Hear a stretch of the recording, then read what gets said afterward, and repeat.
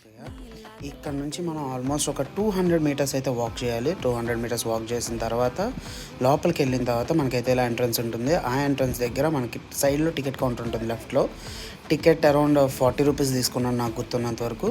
40 rupees ticket తీసేసుకొని మనం అయితే స్ట్రైట్గా ఇంకా కోనార్క్ టెంపుల్ విజిట్ చేయడానికి వెళ్ళిపోయాము. ఎంట్రన్స్ నుంచి లోపల మొత్తం అంతా చాలా అంటే చాలా బాగుంది. అంటే మీకు ఒకవేళ ఆర్కిటెక్చర్ మీద ఇలాంటి వాటి మీద ఏమైనా ఇంట్రెస్ట్ ఉంటే బెస్ట్ ప్లేస్ టు విజిట్ అని చెప్తా కోనార్క్ అయితే నేను. సో కోనార్క్ టెంపుల్ అయితే ఇలా ఉంది మొత్తంగా.